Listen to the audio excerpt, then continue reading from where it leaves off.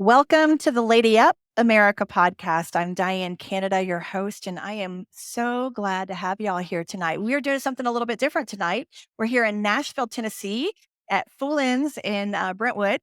Tonight, I am co-hosting. We're kind of co-piloting here tonight with Steve Gill. How are you doing tonight, my friend? I'm doing good. And this is the fun time, or some people call the crazy time of politics. It's the silly season. Yeah. And we're already seeing that. I think the silly season from the left started about 4 months ago, if not beyond. 4 years ago. But this is, 4 years ago. You know that it's been a roller coaster ride up until now, a lot of unexpected twists and turns, and there's more to come, unfortunately. Oh, yeah. We just can't Stay predict tuned. them. Yeah, stay tuned. One of the pastors I love, Alan Jackson, said it's the theater of the absurd, and that is no doubt. But we are going to have a great show for you tonight. We're going to be introducing you to three incredible people. I want to tell you, when you are called to run for public office, it is no joke, is it, Steve? I mean, whether it's at the federal level or the state level, it's a hard thing to do. Put yourself out And you there. can be successful in 99% of what you've ever done over your life. And the only thing that voters will hear is the 1%. And if they can't find something, they will make something up. Yes. Yeah. Years ago, I ran for Congress, and they literally laid on the sidewalk outside of our building in downtown Nashville. It was like a 15-story building, but they ran an ad saying, "High up in his tower of glass and steel, Steve Gill looks down on the little people below." Oh, and, my goodness. and I had, people, were saying, asking me questions about it, because they were saying he makes $400 an hour and tells people they can get by on minimum wage, which caused a lot of problems. So That's my ears pop off here. It caused a lot of problems for me, because my law partners were saying, "Are we really paying that idiot $400 an hour?" And my wife was going, "Where's the money?" Yeah. So, they'll run stuff against you that will expose stuff you didn't even know about. It's true. Well, you got to have thick skin to be in politics. I've learned that certainly the hard way. I'm still a little bit of a newbie. Now, you've been at this for a little longer than me. Steve Gill, for a lot of you who may not know, he's been a conservative voice for years, and you've served not only here locally on radio and all of that, but you've also been appointed. You've been in the White House. You've been up there with Bush. I mean, tell us a little bit about some of your escapades, the ones that are PG. Shenanigans might be the right word. Yeah. I was a White House fellow and was selected to spend a year in the White House. And I spent 6 months for the last part of President Bush and the first 6 months of the Clinton White House as Director of Intergovernmental Affairs for the U.S. Trade Representative. And I tell people, I'm not sure who's more ashamed of my service in the Clinton White House, them or me. It was a different crowd that came in. And I was there on a 1-year appointment. So I did get to go through a transition, which was unique. And then I came back here to Tennessee and ran for Congress, and what was then kind of the Williamson, Wilson, Rutherford, Sumner over to Clay County area. We ended up getting beat by about 800 votes out of 180,000. Wow. Despite getting outspent by $1 million in 1992 dollars. So just to put it in perspective, Yeah. the money now is even beyond that. But it was fortunate. Sometimes, Dana, God puts you where he wants you to be, not where you think he wants you to be. Yeah. So I lost that race narrowly. I ended up, I had 2 young sons at the time. Still, they're a little bit older now. But instead of going to Washington on Monday and coming back on Fridays, I was with them. I was at soccer practices and lacrosse practices and with them, and fell into a radio career that allowed me to stop the state income tax with the help of people like Phil Valentine and Marsha Blackburn and others. Yeah. God put me where he needed to be with more influence than I would have been had I been in Congress. And thank you for doing that, by the way. Thank you for doing that. Appreciate that. We Tennesseans appreciate that. Yes. I mean, you've been in public service in multiple ways now for a long time. You understand probably better than any of us who've run for office. You've run, but then you've also seen it, kind of the inside baseball, a lot of what goes on. It is a cesspool, as far as I can say. I mean, politics is a cesspool in a lot of ways, but in other ways, it's incredibly rewarding too. A lot of our guests and others tonight have been in the music business. Yes. Everybody wants to get that backstage pass to Yeah. see what it's like behind the scene, and wants to get that look behind the scenes, and it's fascinating. In politics, when you get that look behind the scenes, you tend to be disgusted. Yeah, you can't because you unsee get to it. see the influence that lobbyists and others have, that and political consultants. I know at the the state level that we're talking about a lot tonight, you don't have the same impact of lobbyists and high paid consultants. But when we're looking at the presidential election, you've got these consulting groups that are going to raise, $100 million, which puts about 15 million into their pockets. When they buy TV ads, it puts another 15 million into their pockets. They Mhm. then raise money and they put a percentage of what they raise in their pockets. So when you look at these big PACs, it's lucky if half of it actually goes to move people and motivate people. And because they get that 15% of ad placement, all these national consultants want to do is put things on TV because Yeah. it's easy. So they're not doing the grassroots. They're not doing the turnout, which is where we really win races and Yeah. which concerns me in this silly season, the last 30 days of are we doing the groundwork that helps state house, state Senate candidates, congressional candidates, Senate candidates as well, because those TV ads don't have the Mhm. impact that grassroots does. 8 years ago when President Trump was running, we did a national campaign to turn out Christian voters Mhm. because each cycle, about 17 to 20 evangelical Christians stay home in presidential election years. Yeah. That's the margin. They're estimating it may be 40 million 40%. I was Christians gonna stay say it's home now. Yeah. this time. And we had three wrap buses operating in Virginia, North Carolina, and Florida, one in Ohio and Pennsylvania, and one out in Nevada and Colorado. And it was totally grassroots focused to turn out Christian voters, not telling them who to vote for, but to pray, discern, and vote. Mhm. And if Christians will do that, Yeah. they'll know that whether it's protecting unborn life, whether it's protecting religious liberty, whether it's protecting the appointment of conservative justices to the Supreme Court, you don't have to tell them how to vote. Yeah. If they will listen, pray, and discern and get out of the pews and get to the polls, then we will win elections at the Senate, presidential, House, and state and local level as well. And I don't want to be harsh, but if you're at a church where your pastor in the next 4 weeks is not urging you to go vote, Yeah. you're in the wrong church. Yeah. You need to get out of that pew and find another church. Yeah. If they're not registering voters at your church, they're not doing what God wants us to do in terms of being the salt of the earth and doing what we need to do to move our society and our community in the right direction. And at a time that we've got the left pushing abortion on demand till the moment of birth and after, Mhm. when we have the opportunity democratically to be imposing stiff restrictions on abortion, the vote is in our hands. Yeah. And when we've got the woke crowd, we've got the transgender agenda, there is every reason for a Christian to go vote, and there's not a single excuse to not go Mhm. vote. So I don't want to hear them whining. I don't want to hear them Yeah. complaining. Amen. If things go the other way, if they stayed home and didn't vote, and take their neighbors and their friends to go as well. The left will regularly take candidates into churches and say, vote for this person. They're not supposed to do that, Yeah. and we don't have to do that. We can talk about the issues and encourage people to go vote, and if they'll think and vote, we'll get the votes. Yeah. Yeah, sitting home this election season is not an option. It's just not an option.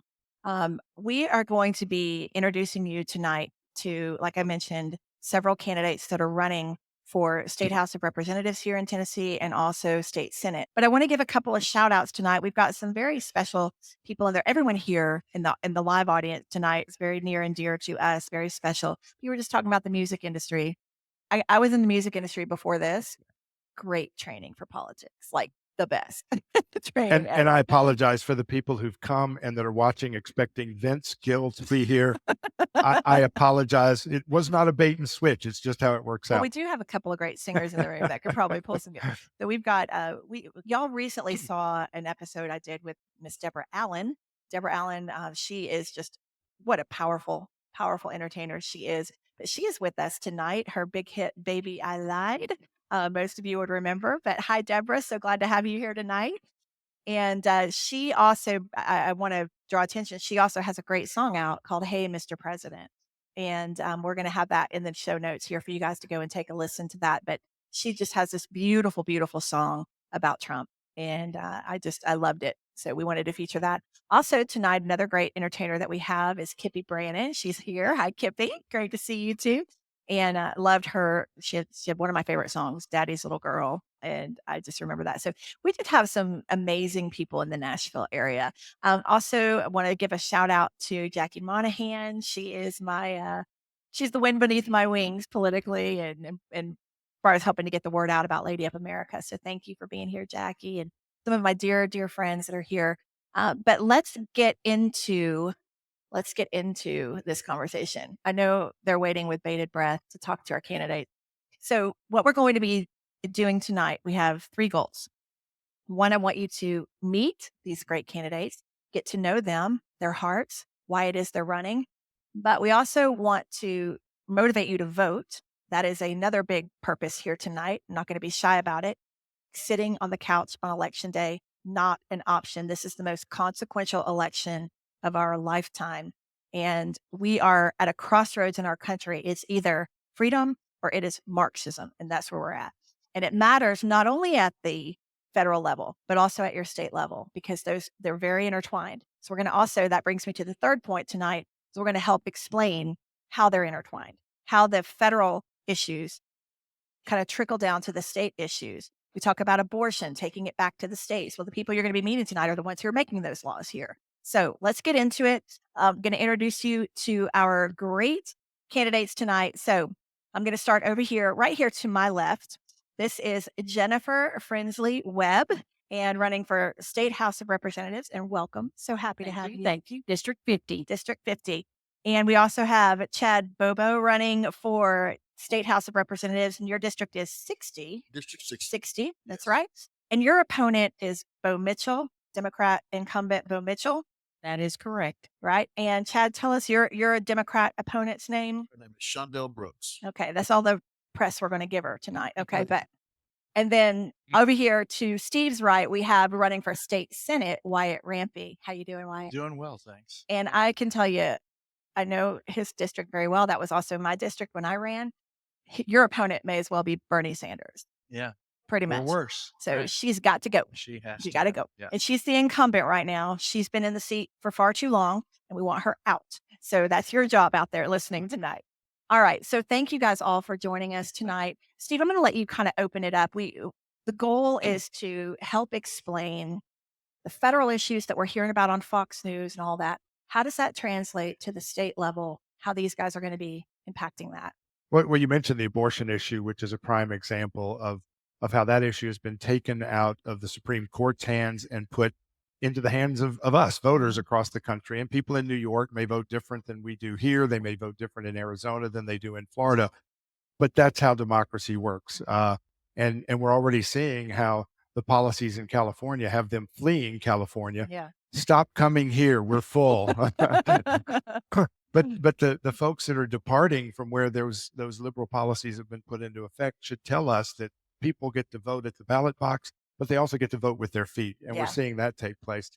Certainly on the abortion issue, I know a lot of Christians are concerned that by changing the rules and putting it into the states, some of the states are adopting very liberal abortion on demand up until birth and after birth, like we've seen in Minnesota with at least 8 cases. But we've got about 9 or 10 states now where restrictions are much more serious than what we had under Roe versus Wade. So we need to remember that we're getting wins in terms of protecting unborn life.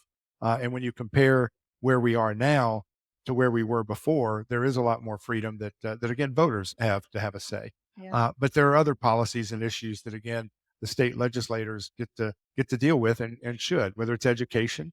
The President Trump, hopefully will be president again, has said he wants to get rid of the U.S. Department of Education and return those values and Yeah. that money to our To the states. states, yeah. If that happens, y'all are going to have a handful Yeah. of having to deal with block grants and how that money gets spent to advance actual progress in our classrooms versus what we're seeing at the federal level. The federal government doesn't, operate any classrooms. I think they may have a couple of Indian reservation schools. Yeah. The Department of Defense runs a few schools internationally for military, but they're not running any schools. And I guarantee you, they don't care as much about our kids as we do. There's Yeah. not a bureaucrat in Washington who knows your kid's name unless it's a relative, and there aren't many of those. So Yeah. education is one of those issues. President Trump has talked about cutting taxes just today when we're taping this. He's now wanting to make your interest on a car loan tax deductible. He's talked about no tax on tips, no tax on Social Security, putting more money in our pockets rather than sending it to Washington and letting them take their piece and send us what little is left, or worse, sending a couple $100 billion to Ukraine, a couple $100 billion to the Far East, to Hamas and Hezbollah. when we've got people who are still digging out of the mud in North Carolina and Florida and other locations. So we're going to have more say in that with our state legislators, which is mean there's going to be a lot more pressure on you guys. Yeah, y'all are on the hot seat for sure. Because the lobbyists are going to descend on y'all like vultures. They're going They to are. pick your bones, they're going to pick your brains, and they're going to pick your pocket. Yeah. So you got to watch that when things in power get removed here, we've got to have people that can stand tough. And more importantly, we have to do our job of holding them accountable. Yeah. When we have the power back in our hands, we got to do something with it, both as Republicans and conservatives, independents, and even Democrats. It puts more burden on us and certainly puts more burden on our elected officials to not only hold them accountable, but hold them up, Yeah. pray for them, embrace them, Yeah. support them, and assist them because, they're not going to get a fair shake in the media. They're not going to get, a fair story told, certainly in Middle Tennessee and the Tennessean, the local TV stations. You're not going to get a fair shake. So we're going to have to be your mouthpieces. We're going to have to be your voice to spread what you're actually doing and then push back against the lies that will come. Yeah. How y'all getting beat up pretty good out there on the campaign trail so far? Or how's it been going? Wyatt, how's your campaign been going so far? My campaign has been going extremely well. In fact, it's going so well it makes me a little nervous. Oh. Yeah. Okay. We get really good response at the doors. A lot of people want to engage and talk, and they're cordial and friendly. We haven't been. I hate to say this, knock on wood, we haven't been hit. So we're out there doing what we need to do. That's good. Yeah. That's good. What are the main issues people are asking you about as you go door to door? You'd be surprised. It's not the big issues that we hear talked about on the federal level. It's crime, it's immigration, it's men and women sports, all those things that affect us in our daily lives. Yeah. That's what they care about. Let's tell the people where you stand on those issues. What do you want to share with us about your platform? Illegal immigration. Illegal immigration, we've got to stop it. Yeah. We have to work with law enforcement to identify them, and I have a problem extending constitutional rights to non-citizens. Yeah. That's a problem for me. And certainly allowing them any kind of voting rights. Yeah. It's an issue we've got to face. They're here. We've got to do something about that. But yeah, we've got to stop that. We got to It starts deport at them. the border. Got to elect Trump and deport them. And what's interesting is the left goes crazy about the idea of deporting these people. When you look at the polls, about 75% of Americans want to deport them, including high percentages of Hispanics. Even Democrats above 60% want to deport them. Yeah. And among Republicans, it's about 85%. It's a winning issue. And don't let the media distract from the fact that it's a winning issue poll-wise. It's also huge when you reflect the other issue you mentioned, crime. Not only the crime that the illegals that are dumped into our community are creating, but the poverty that it creates makes others try to steal and rob to get money. It also creates more crime. Yeah, it is. And my opponent is voting against enforcing that. And it's just hard to believe. Bernie these Sanders. are societal issues. Yeah. Heidi Bernie Sanders Campbell. Right. Yeah. Let's hear from you guys. So what are you encountering out on the campaign trail so far? What are people telling you? What's on their mind? I'm going to say I agree. Crime, education, the illegal immigration is number one that I'm hearing on the campaign trail, in which I see that as focusing on we're having to educate these children, which I come from a lot of people in my area that are school teachers, and the classrooms just keep getting bigger and bigger, which makes it impossible for them to do their job. Yeah. Yeah. I think Nashville has about 120 different languages in our school systems right now. Oh I mean, there is no way in a classroom of 30, if you've got 12 different languages in one classroom, that we can educate, that we can, even assimilate, people into learning enough language to do well in school. I mean, you've got kids that don't speak any English. One of my friends, J.C. Bowman, runs professional educators in Tennessee.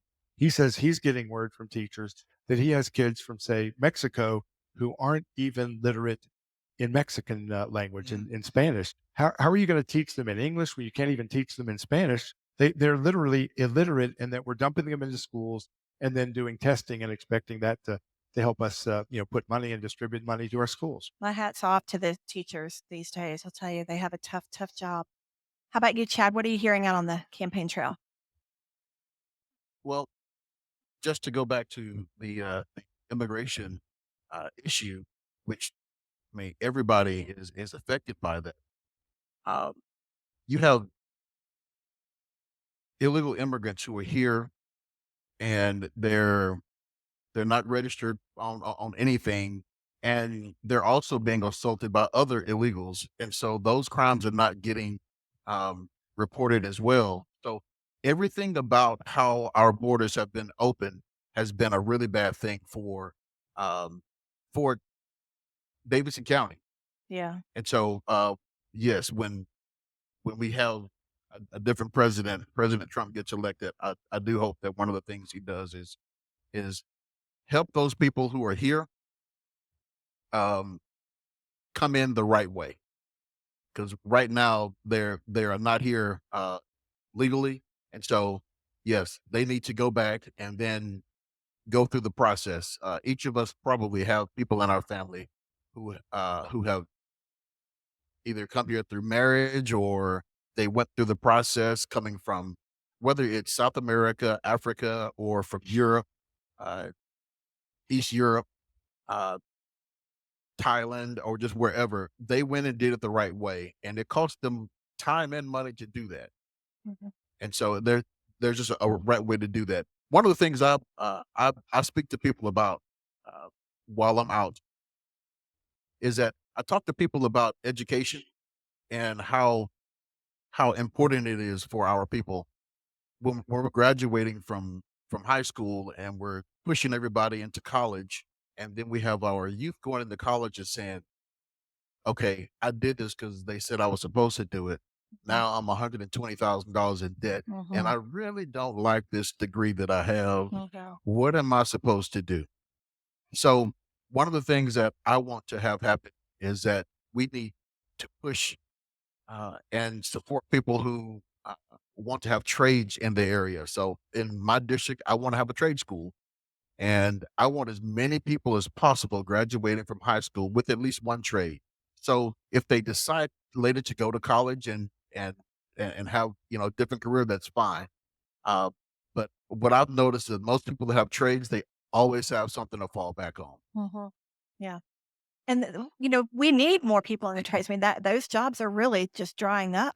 Well, the jobs are there, but we just don't have the people to fill them right now. Yeah. And something I want to say to you on immigration before we move on to another topic is that I look at people who come here illegally. I mean, they've already broken our law to get here. They're going to break more laws. I personally was on the receiving end of a drunk, illegal Honduran in a stolen truck who ran me down in a parking lot. And the next 2 years of my life, it was on me. I mean, he hit and ran, and it was on me and my insurance and all that. 2 years it took me to recover from that. I mean, that's been years ago now, but I can speak personally that, I mean, he's here illegally, drinking and driving, that's another broken law, stolen a truck to come and get more beer for the party. I mean, so many they're gonna break more laws when they don't. I was gonna say that's also a reason why our insurance needs to Yeah, rise as yeah, well. 100%. So, I think that people who come here illegally, you were talking about how they know so much more, they do it the right way, they know so much more about our country, they have an appreciation and they fall in love with our country and they wanna be here, they wanna be investors in America. These people who come, they're just like renters in the sense that they're coming here to use us, send the money back home, or maybe if they have nefarious, intentions, who knows?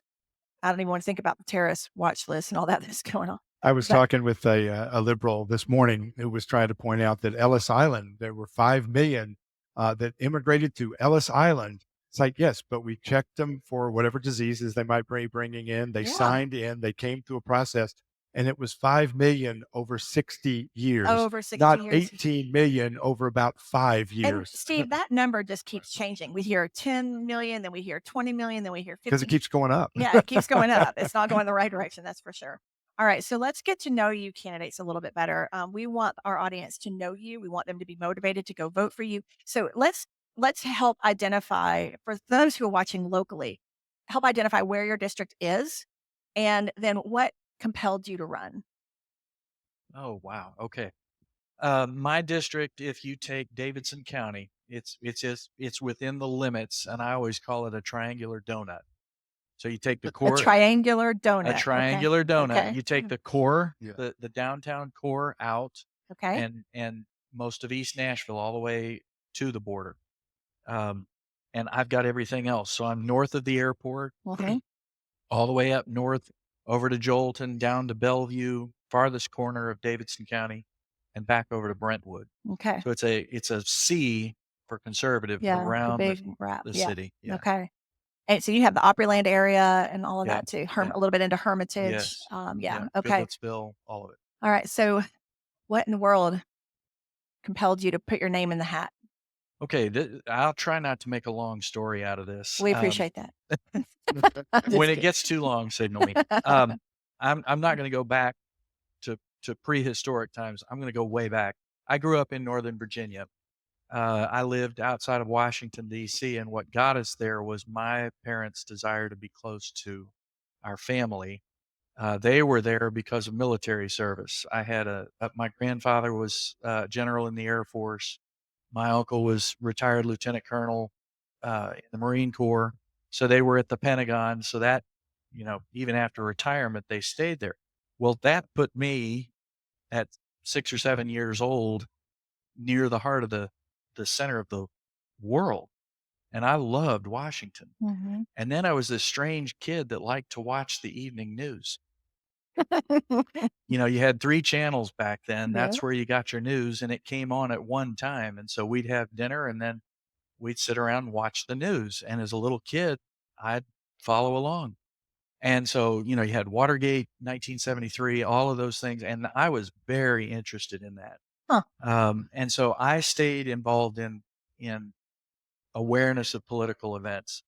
And then I was a little dreamer. I was not meant to go to school, but I went to school and got by. But I got to my senior year and I had a government class, and I had that teacher that everybody ought to have, Mhm. Mr. Jacobs, and he was not going to let me float. And he taught me, all of us, the love of the Constitution, the greatness of our country and what it took to get it, what it takes to keep it, and the value of freedom. And I knew that. I mean, I understood that to my core, and I knew military service wasn't for me. And so I just decided I was going to run one day, serve in some capacity. And so years went by. Banking and real estate was my career. And then in 1997, you can't see her, but I married the greatest woman in the world. And she's very supportive. And she said, Wyatt, if you don't do this, you're going to regret it Yeah. one day. Yeah. And so I had the opportunity to run for the state house 2 years ago. I lost in the primary, but it got in my blood. I love campaigning. I love meeting people, Mhm. and the issues are very important. And so then we started in February for this race. Yeah. And have not regretted it. I love that. I love that it's been in your blood since you were a kid. What kids watch the news? I know. Alex P. Keaton, remember that whole Yeah. whole show?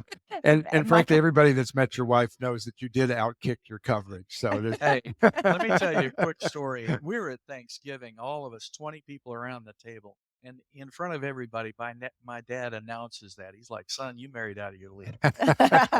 Yeah. nothing wrong with that. That's right. Well, Need I it. love that. I love your heart. It really is. I mean, there are people who run for office because yes, they have some kind of, agenda. But I can honestly say the people that I know that like sitting at this table, certainly, they have servants' hearts. You have a servant's heart. And that's what we need. We just need more of you. We need more people like you in Congress and at all levels. I think that what terrifies me with your opponent is that she's got her sights set on Congress. And so we've got to stop her now. And I know a lot of you that are watching out there, yes, going and voting is important. Sometimes they wonder what else can they do? Well, what we talk about at Lady Up America all the time is you've got to have those really uncomfortable conversations with your friend group. It starts at your kitchen table. It starts in your neighborhoods, with your neighbors at the mailbox, and with your coworkers around the Keurig machine. But it really is about educating yourself. You don't have to go take a civics class, but educating yourself enough on the issues and who your local and state representatives are. Just a little bit of effort on your part, and then be an advocate, for those people. Well, if I may, let me, Yes. when we looked at this race, we were also looking at the state house seat, Yeah. going after it again. And what people, I hope, will realize is, yes, there's a lot of stuff that happens at the federal level, but what's happening on the state level affects our daily lives. Mhm. And my opponent does not want this job. She got the job just barely 4 years ago, and immediately turned around and started running for Congress. Yeah. She It's a lost stepping that stone. job, Mhm. started running for mayor. So the whole time she's been in office, she's been doing something else to try to get out of the job. Mhm. And now she's coming back to voters saying, I'll take it after all. Yeah. Yeah, as a consolation As a prize. consolation. And we It's not the way we should be doing this. yeah, Nashville's facing too much. My friends know this. We're facing too much to have somebody that doesn't want the job. Yeah. Yeah. 100%. Yep.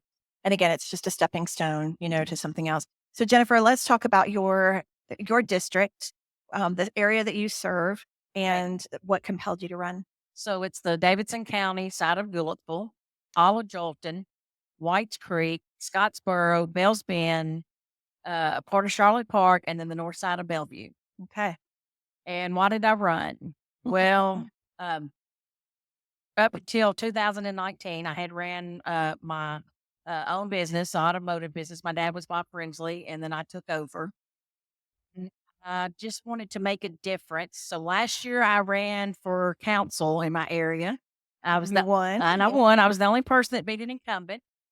And then I said, I'm not done. And I am planning on keeping that position when I win. There's been a few other people that have won both positions and kept them. Oh, really? You Uh-huh. can serve at the state and the city level? Yep, absolutely. I didn't know Yep. this. Yep. So yeah, because our session in State House is just from January to April. roughly Correct. April, May. Yeah. So Yeah, then it's day job. okay, And then the council was at night Yeah. every other Tuesday. that's right. And when I sold the car business, I went and got my contractor's license. So me and my husband started our own business, and I build houses now, so I can work my own schedule. All right. And I love to do better. I'm in the trenches every day with my council position, and I just want to do that on the state level too. Wow. Yeah. Okay. So why? Why? Because I feel like I can be a difference maker for the people. I Mhm. want to get back to the views, get back. I think we've sort of gotten swayed way too far over where we don't need to be, and we need to get back in over here. You've got a fight on your hands in city council. How many conservatives sit on the council right now? We're definitely the minority. There's about 7 of us. Yeah. But for the most part, I feel like this year's it's gone pretty good. I feel like this year, even some of the people that are to the left do make common sense decisions this year. It's not too Good. bad. That's good. Not too bad. It'll be more pleasant to be in the supermajority of the state house. It would be, yeah. Yeah. That'll definitely be a difference. Yeah. Yeah. And I just want to say too, for some people who are watching that are politically minded, we can't take that supermajority for granted. Oh, I mean, it took us a long time. It took us a long time in Tennessee to get that supermajority. You probably have some more history on that. Oh, it's not that many years ago that the Democrats had a majority of our congressional district, had Yeah. both U.S. Senate seats. Guys like Al Gore and Jim Yeah. Sasser Uh-huh. had control over the House and Senate, state House and state Senate. And what changed that is that we had legislators who were in tune with the issues that affected Tennesseans, the state income tax, stopping that when you had a Republican governor, Democrat legislature trying to shove that down our throats 20 years ago. But since that time, the same people who circled and honked horns to stop that have moved into positions in city council, into the state house and the state Senate. So the Democrats, were doing things that were inconsistent with what values in Tennessee. Again, I've told folks for a long time, and finally it worked, that if we could just get the gun owning, baby loving, too high tax paying Democrats to vote their heart Yeah. and their values rather than the fact that their great granddaddy was a Democrat. Yeah. And people started voting their values instead of voting their heritage. Yes. And that's what turned Tennessee dark red. Yeah. Because today's Democrat is not yesterday's Democrat. I hear people say all the time, I didn't leave my party left me. Yeah. And that's so true. So I think most people are conservative. They just don't realize it. They just have no idea. Um, I want to go turn to you real quick, Chad. So let's talk about your district and tell us exactly where it extends. And then let's talk about why you ran. Okay. Well, my name is Chad Bobo, and my district is District 60, and it is Hermitage, Old Hickory, and Donald. And one of the reasons why I decided to run, I worked at the state house. I worked for the Speaker of the House, and we You found were, out that. Sorry. I'm sorry to interrupt, but I probably shouldn't say this on camera. You were my hookup at the state house. He was my hookup. Anytime I had to, I spend a lot of time at the Capitol. I'd call Chad up. I'm like, I'm coming down. Can you get me a parking spot? And he's like, I should come. And get that VIP treatment for the Speaker of the House right there in front. Yes. Thank you for that. You're welcome. Well, and working in the Speaker's office gave me an opportunity to see the inner workings of our government in different ways, and also understand how some of them think and some of the things that they wanted to do. Uh, if I just go back just for a moment, there was a position opening up because the current representative for District 60, Darren Jernigan, was leaving to go. He was retiring. He's been there for like 14, I think about 14, 12 or 14 years. And he was going to work for the metro government here in Nashville. And so there was a seat opening up, and everybody had noticed that that particular district was moving more conservative. And so trying to find the right candidate to run for that office, I was asked to run, and I took about a month and a half to decide to do. Actually, I said no the first time, and then I thought about it. I said, this is my opportunity to help change some things in Davidson County, because at the time, still now, Davidson County did not and does not have any representation in the House. And so we wanted to change that. And so that was one of the main reasons I ran, and I'm hoping that I can help others as well. You know, Chad, and Steve, I'd love your input on this too. So I'm just going to give y'all the truth out there. Okay. When you have never been in politics and you are not of the donor class, you don't get a whole lot of help on your campaigns from the donor class. The GOP, I know a lot of people really are disgusted by both parties, you know, the Democrat Party and the Republican Party, and they are a machine in a lot of ways. And I know, like, when I was running for office, I would hear things like, how much money have you raised, Diane? How much money have you raised? But, you know, at the end of the day, we're not there to feed the monster of the Republican Party. These are people who care about their communities, and they're stepping up to run. It's really hard to run. It's really, really hard. And so just doing the legwork, getting out and meeting people, doing that door knocking, you know, doing things like this where we can come together and just get to know your heart, all of that. It's so critically important. And, you know, at the end of the day, you were just saying what made me think of this is when you just said that, you know, there's no representation in our House in Davidson County. And Davidson County was what I was running for too. Yes. And people even in our own party will kind of just brush those races off because they're like, oh, there's no way they can win. So we're not going to put the money there. We're going to put it behind people we think can win. Right. You know, and so that's what I mean when I say that. So my race, we came in at 46%, and that was during COVID and me being a nobody. Yes. You know, and my phone blew up on election night from a lot of our legislators and a lot of our political people. And they were like, we're so sorry. We should have got behind you. We should have this. We should have that. And I'm like, well, the Democrat's in the seat. Right. So I love the woulda, coulda, shouldas, right? But we're out here busting our humps, you know, doing what we can to serve our community. But we don't need to just write off Davidson County. So if you're out there from a voter's perspective, don't not vote because you think it's futile, whether we're talking at the state level or even at the federal level. A lot of people think their votes aren't going to count, you know, and they do count. Like, we have to participate in the process, and we have to lift you guys up and support you. Not all about the money. Well, right? and one of the problems both here and certainly nationally is we may have a Republican majority in the U.S. House by about 5 seats. we do not have a conservative majority. Right. We have a supermajority in the House in Tennessee. We do not have a conservative majority in the That's state right. House in Tennessee. Yeah. And you're exactly right about that donor class. They don't want, in a lot of cases, conservatives to win. They want an R to win that we sometimes call Republicans in name only. Right. Yeah. These three are the kind of conservatives that we Yeah. need to make sure we not only have a majority, but a conservative majority. Right. And we see in Washington where Speaker Johnson is, again, I'm frustrated with a lot of what he does. But when you've got a 5-seat majority and at least 20 that'll vote with the Democrats no matter what, you do not have a That's majority. right. And you're literally herding cats that hate you. Yeah. So it is not working there. And while we have these super majorities here, I mean, you guys in preparing to run, there are issues after issues after issues where we get the watered down version, where we get the, kind of sort of sounds like it's conservative, but isn't really, because again, between the lobbyists and the Democrats, they can water it down, and between our own side. So if there's one thing y'all should take to the bank, these will be those conservatives we can count on, not more rhinos going up there just to kind of fill a seat. Yeah. One last issue, Yes. Oh, if Go it's ahead. okay if I add to that. I just wanted to say that one of the reasons why it took me so long to run is because my my wife was going through some health issues, and I wanted to make sure that we had health insurance. Um, and also, I would have to leave my job to run for this position. So, yeah, I've been out of a job for several months now, running for this, and I'm putting everything that I have in it.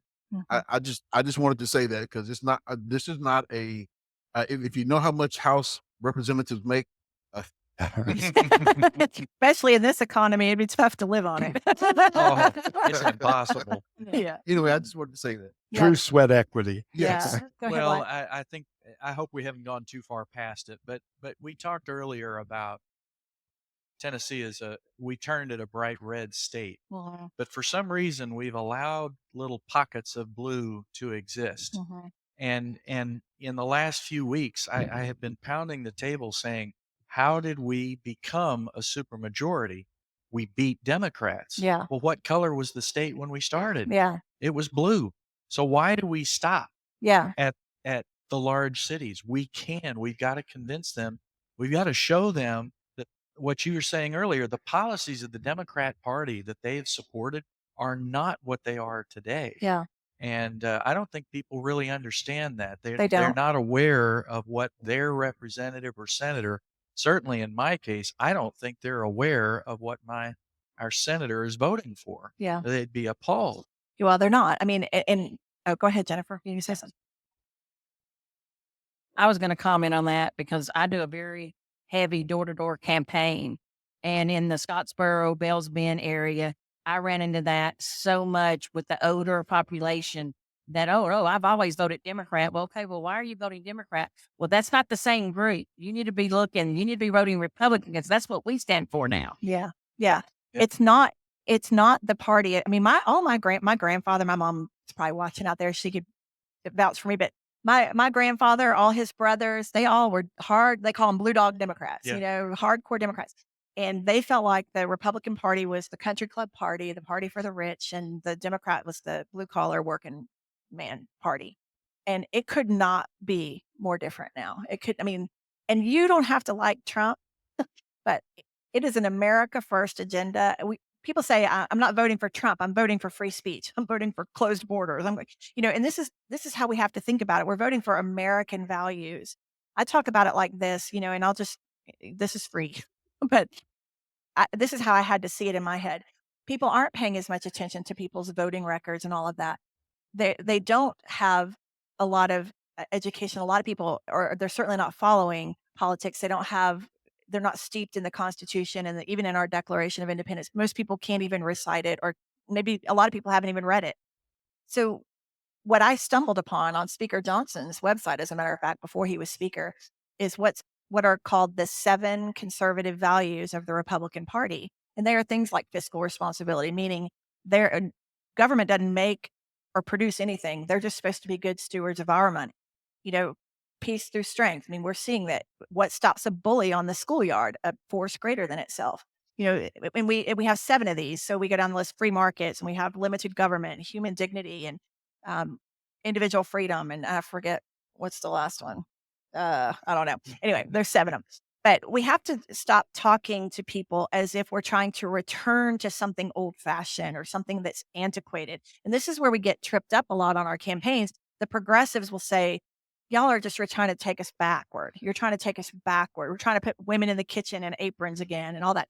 No, what we're trying to do is we're trying to uphold our load bearing walls, reinforce the load bearing walls of our country. Because if one of those 7 comes down, the roof of the country crumbles. And so just reframing it by saying, hey, are you an HGTV fan? You watch that? What's your favorite show? You like Hometown Show? What do they always check for before they demo a house? They check for the load bearing walls. So that's all I'm out here trying to do. I'm trying to reinforce the load bearing walls and take the hammer out of those that are trying to knock them down. Well, and when you ask people, do you think the federal government should fund this? They'll overwhelmingly say yes. But if you phrase it differently, do you think taxpayers should fund that? It's overwhelmingly no, in Right. case after case. So we've got to use the right language to Yes. communicate what's actually being done. And Wyatt, you mentioned one of those issues that I think really does sing when it comes to, letting girls play sports against boys who are pretending to be girls and shower with them and go into the locker rooms with them. Overwhelming opposition to that, and yet we're still seeing, the push to allow males to compete against females, to allow males to go into the bathrooms and locker rooms, even in places like Tennessee, because our again soft Republicans don't want to offend somebody by saying, well, that's not really a boy if he wears a dress. Well, if you haven't gone through the process, you're still a boy, and you Yeah. still have the genetics to make you stronger. I played basketball at Tennessee a long, long time ago, but while I was in law school, I ran the men's practice team for Pat Summit, Oh, and wow. and I'll tell you, I was not man enough to have played for Pat. But there were all these rules in place for just the practice team that you're not supposed to jump. You're not supposed to do these things because our job was to make them better, not to show off your basketball skills. But we weren't competing with them in games where you're bigger and stronger and faster, like girls are having to do in high school and college at this point. And yet Republicans balk at what Yeah. is so common sense with the people, kind of like illegal immigration. 75, 80% say deport them. And yet we can't get the nerve to say the right things. Right. Yeah. The absence of common sense is what just befuddles me in so Yeah. many areas. It's not so common anymore. On all the Yeah. on all the 7 principles you were just describing, and you think what people are trying to tear those down and calling good what's bad good. Yeah. Yeah. Well, that brings me to kind of our final round table here question I want to pose. I used to think that in mixed company, certainly when I was in the music industry, it was like this. There are just certain things you don't talk about at the party. You don't talk about politics, and you don't talk about, there's just certain things that are off limits. And what I've come to see from being entrenched in this now is that politics and faith are not two different things. Our founding fathers said that the only way our republic would be sustainable is if people could be responsible enough to be self-governing. And they knew that the only way that was going to happen, the only way we're going to do what's right when nobody's looking is if we know we're answering to somebody higher than us. We knew that we had a creator and we were endowed with certain rights by that creator. Government doesn't give us our rights. They are just there to protect them. And so faith and politics, we have to start blending these conversations again. Tonight's episode is sponsored by the God Bless the USA Bible. And I'm so honored yes, I'm so honored to have this Bible out and available to people. It is commemorating Lee Greenwood's 40th anniversary of the song "God Bless the USA," and as most of us know, that's Trump's theme song. And the Bible is so beautiful. It's leather bound, and when you open it up, it's the King James version of the Bible in very legible print. And then in the back, there's the Constitution, the Bill of Rights, the Declaration of Independence, the Pledge of Allegiance, and then the handwritten chorus by Lee Greenwood and signed by him. The Bible's been endorsed by Trump. So I actually just had Lee on my podcast earlier today, but we were talking about this and that, faith and politics, we have to start blending those conversations more because faith is what informs politics. Culture is always downstream of politics. So what starts in the home bleeds out onto the city streets. And we've seen this Marxist attack on our families. In order for Marxism to fully take root, God has to come out of society because there can be no higher power than government. Then they've got to break up the nuclear family, get the dads out of the house, start breaking everybody. And that's happened. And the third and final thing is that the children need to be separated from their mothers. They become owned by the state. And we're starting to see that now happen. So we are in the final stages. When I say that this election is so consequential, we are at a crossroads of freedom and Marxism. It is not an overstatement. Like, it is so critically important. So who we vote for at the federal level and who we vote for at the state level, we absolutely have to be informed by our own faith when we make that decision at the polls. So you look at the Democrat Party right now, there ain't nothing lining up with the Bible out of that party. I mean, abortion. Did y'all see they even had an abortion clinic, like a mobile clinic outside of their DNC, outside of their convention this year? I mean, oh my gosh. Jackie and I were talking about this. It's like sacrifices to Moloch and Baal. I mean, right outside of their convention, they're just not even hiding it. It is so driven by evil. It is a battle between good and evil at this point. So we've got to get to the faith conversation. So my final question to all of you tonight is, where do you stand in your faith? And yes, I'm just going to put you on the spot and let these viewers know where you're at. Does your faith inform your politics? So I'll start with you, Chad, because I already know the answer here. Let the other ones sweat it a minute. Yes, my faith does inform my politics. I'm an old. Okay, what my knees say that I'm old. I'll say it that way. Uh, Church of Christ boy from Mississippi. I grew up in the church, uh, and it's just a part of me. It, it just is. Um, but I also like to say that I don't wear my Christianity on my sleeve. I try to do it in my works. And this particular job that we're going to that we're going to do, and I pray that all of us get elected. Yes. Is we are we're servants. Um, each of us have come from positions to where whether it was our job or whether it was things that we did in our personal life, we were serving. The job that I came from, I did constituent services. I didn't ask when whoever called whether they voted for the speaker or they didn't. That was not my concern. They needed help with something, and we did everything we could to make sure that that business or that person or that grandmother or whoever was taken care of, and that will continue if the districts that we all are a part of, in particular mine, District 60, decides to do that. A couple of weeks ago, just to give you an example, I was at if you know my district, it's there's an intersection that's pretty busy, and there was a car that stopped in in front of about two cars up ahead of me, and traffic stopped, and people were started to go around the car. I said to myself, "Oh, I hope this person is not physically ill." It was an older lady who was sitting there because the car just stopped, and so I helped push it out of the road, and some other guys came over and helped too because I can't push the car uphill. So some other guys came and helped as well.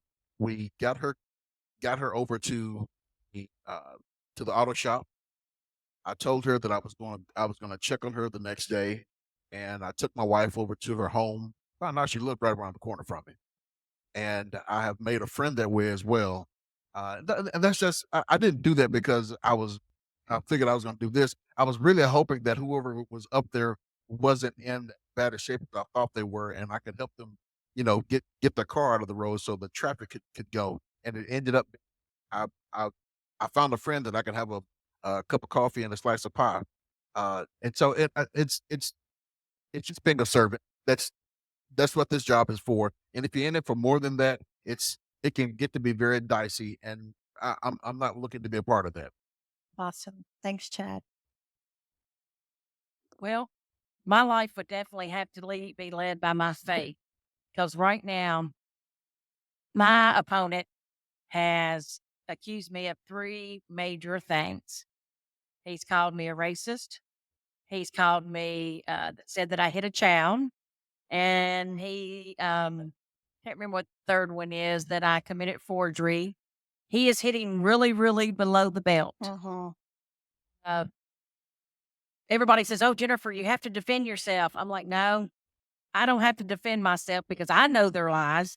The people that know me know their lies, and God knows. That's right. And as long as I have that, I'm good. Good. So I'm going to say right now, if it wasn't for my faith, I probably would be having a hard time, but I have a very strong faith. I was born and raised Catholic, married a Baptist man, now go to a Methodist church because I go with my 82-year-old mother. So I've had a little bit of experience with a lot of different faiths, but at the same time, I believe we all pray to the same God, and I believe He has me. Yeah, and he's watching too, isn't he? He's watching. I believe so. Yeah, he sees what we're doing when nobody else is looking. Wyatt, how about you? I'm like Chad. I'm a Church of Christ boy from birth, and I consider that just extremely fortunate. I'm so glad that, because that does inform my life. I make no bones about that. I recognize that when I'm elected, I represent everybody. Yeah. And we may not see things, but there's no question it informs the decisions I make, my outlook on life. This is not profound, but I subscribe to the idea that it's not separation of church and state; it's separation of state from the church. That's right. That's right. And to think otherwise, again, it kind of lacks common sense. I Mhm. don't think we can leave those values at the door. And what I'm seeing in society today that's pushed on us so much is the idea that we can take any authority out of the equation. Mhm. And you do that, you have no baseline for morality. You have no way to say what is right and wrong. Right. Who's the umpire? Yeah. Exactly. Mhm. And so that's there again, I hate to keep repeating this, but we're I think we're hitting a brick wall, and all the voters see it. Yeah. We have allowed this little slippage over time, and we've allowed one thing and the next thing and the next thing. And now we've hit the point of saying, "Oh, wow, this is absurd. Yeah. We can't do this as a Well, society." we boiled the frog. I Yeah, mean, yeah. we're boiling the frog. But the Yeah. frog's gonna jump out. Yeah, he is. He's getting smart. Well, I'm gonna give Steve the last word here, but I just want to thank all of you for running.